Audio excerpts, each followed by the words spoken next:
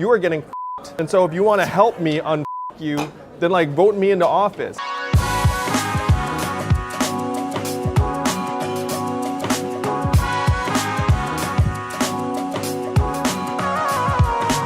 Yo, what's going on, everybody? Welcome to a special presidential episode of Fung Bros Food. We are here today having some Taiwanese night market snacks with none other than 2020 presidential candidate Andrew Yang, everybody. Hey, thanks. Great to be here. I love Taiwanese food. I love night markets. Let's do it. You are running for the President of the United States in 2020. Yes, I am. Declared, raised hundreds of thousands of dollars, and it's all official. Our next guest is a 2020 Democrat candidate for the presidency. Andrew Yang is with us. Since the last time we saw you in New York, a lot has happened. Let's talk about it. Taiwanese snacks. Let's go.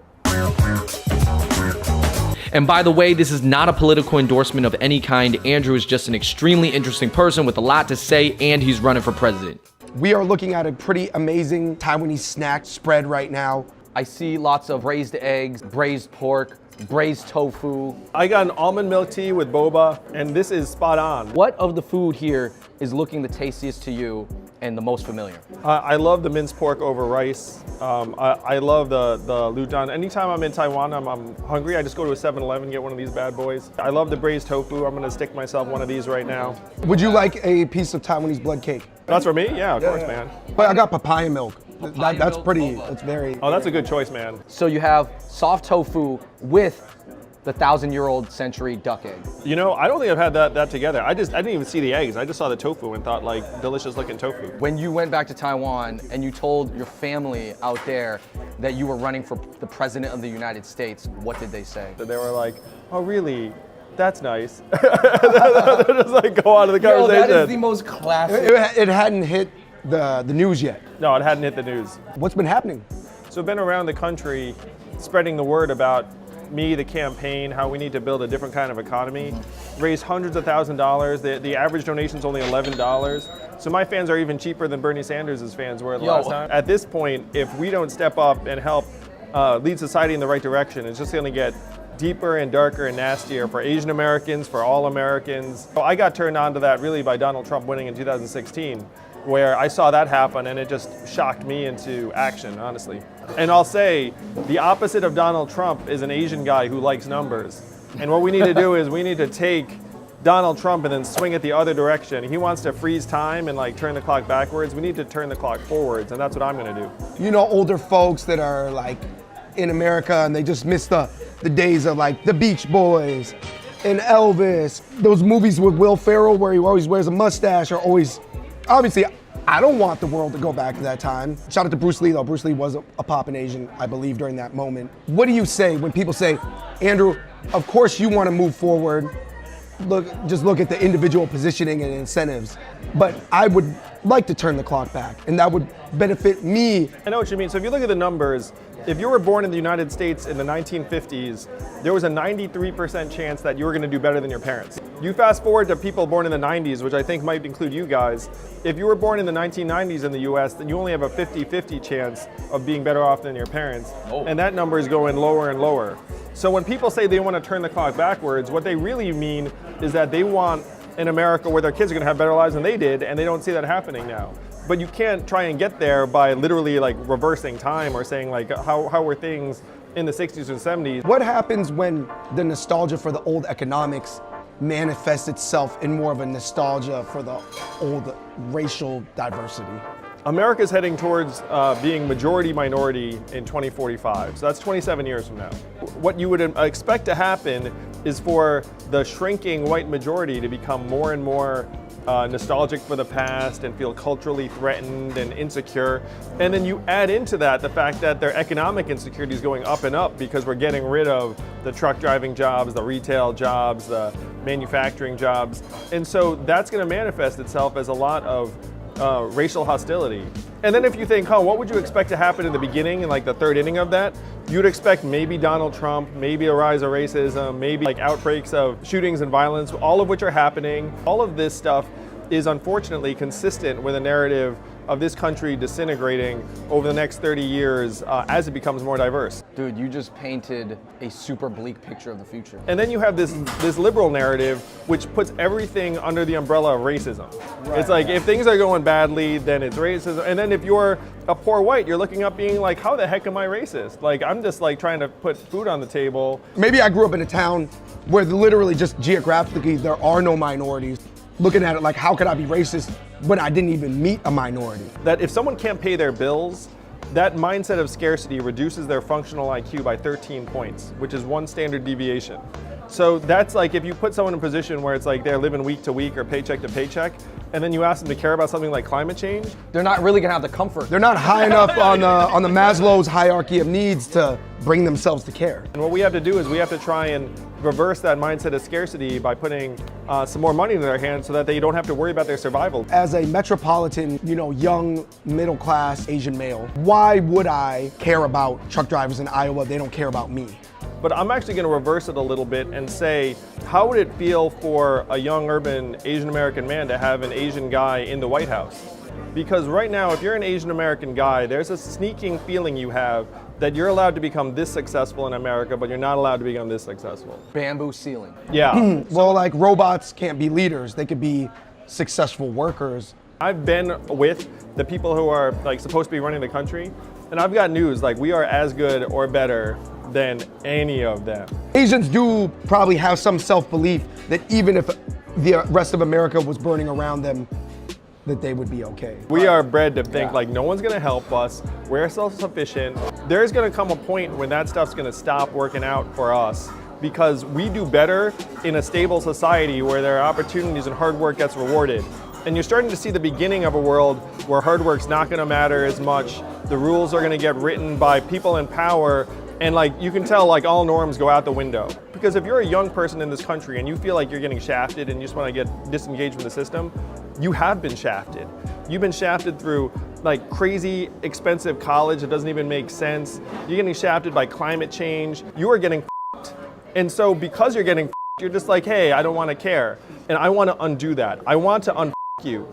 And so if you wanna help me un-f*** you, then like vote me into office. So if that's not a reason to care, then I don't know. Andrew, I could hear the passion in your voice because you are definitely cursing a lot more than last video. All right, Andrew, so we had boba, we had some time, we need snacks, but let's go hit the basketball court. Hold on, you want a bite of that burger? How about this is a guab guab. This is a guab guab. Wow, this is a fat guava.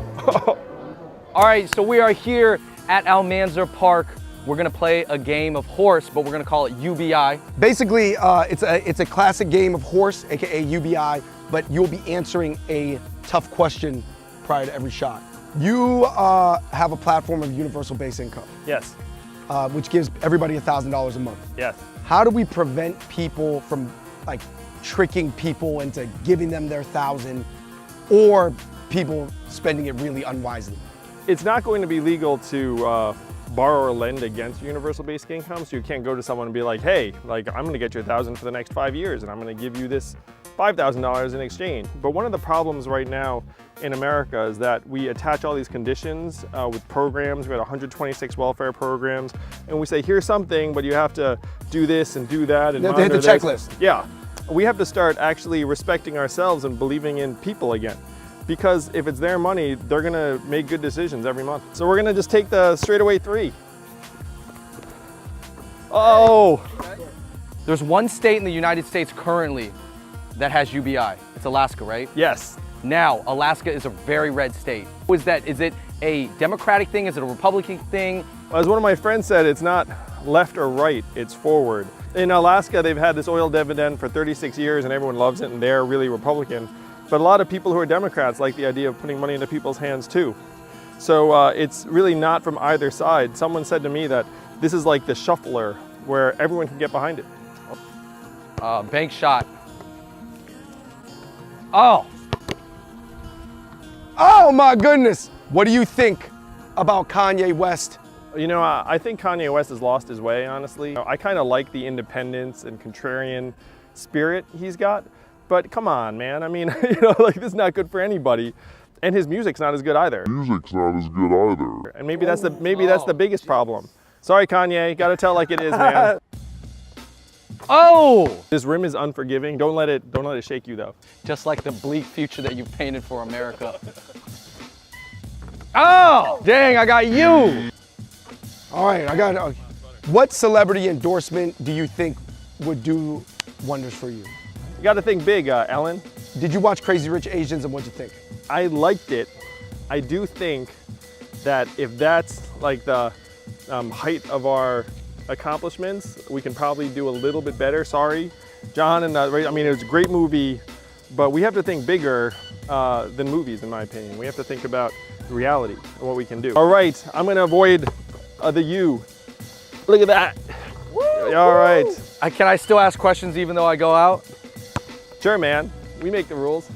Oh my gosh, I got UN or UB. No! In the case of Harvard discriminating against Asian applicants. Why is the Asian community obviously so split? And if you got to look at the origins of that case, it was not an Asian group that brought that case. It was a conservative white group that first sued the University of Texas, and when that didn't work, they decided to sue Harvard.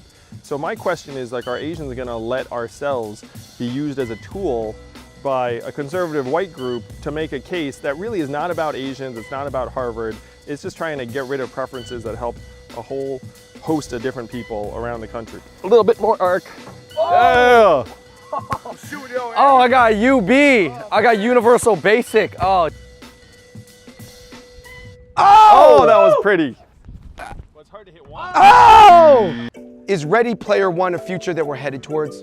Ready Player One is definitely a future we're heading towards because virtual reality and entertainment is just getting better and better, and the real world is getting rougher and rougher. So we're gonna have a lot of kids with goggles on in a virtual world that's gonna be a lot more appealing and attractive than the real world. Why not limit the universal base income to purchases that are more base level? Even if you look at something like the EBT card, what a lot of people do is they'll buy some fungible food like a bunch of soda and then they'll sell it to someone, get that money and then do something else. Like, it's very hard to make a system that you can't game. And you don't want to have an attitude where it's like, we know what's best for you, you can only buy food. Because what if that person has a great idea for a business and that's what they want to put the money into? So we have to trust people to be able to make their own decisions. And studies have shown that that's actually better for their satisfaction than if you attach a lot of conditions and controls. And my platform is about putting more economic power and self-determination into everyone's hands, particularly young people, because if you're coming out of high school, college, you see this future and you're like, man, it's financially insecure, which it probably will be.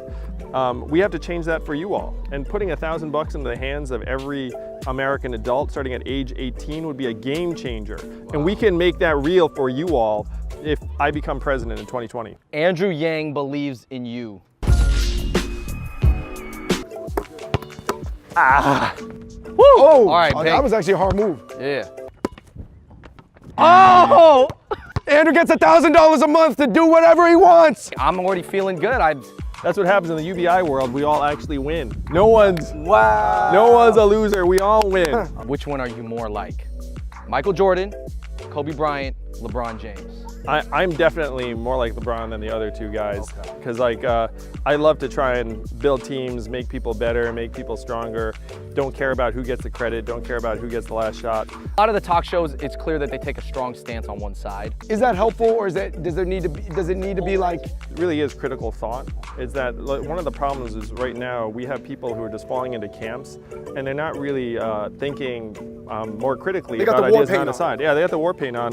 And at this point, if you look at the numbers, about 28% of Americans identify as Democrats, 23% as Republicans, and 44% identify as independents. So, you know, there are a lot of Americans out there who don't think that like either camp really gets everything right. And so we need to try and bring the middle together and give the middle a voice. Do you think you being an Asian man, do you think you running for president impacts that at all? To become the CEO of my own company, I started my own company. And so, you know, like a lot of the way we're gonna advance, and you guys represent this and resemble this very much, is like we have to build our own opportunities. And so in terms of running for president, if we wait around for someone to say, hey, it's your turn, that's never gonna happen.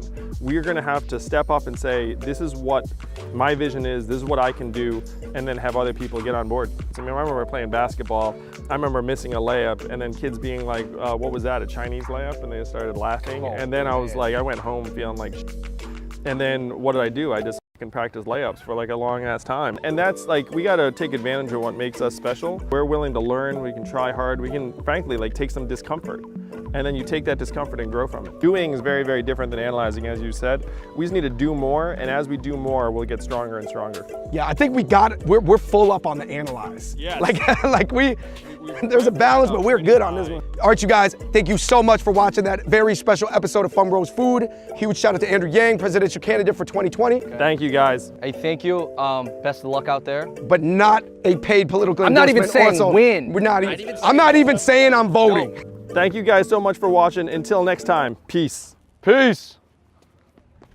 Boom. Boom! So we're going on a national tour through the Midwest throughout the month of November, and we're going, if you want to get involved and see where I'm going to be, come meet me in person, just go to yang2020.com, follow us on social media, and I will be in your town before you know it. But let's show what we can do, let's step up. This country needs us.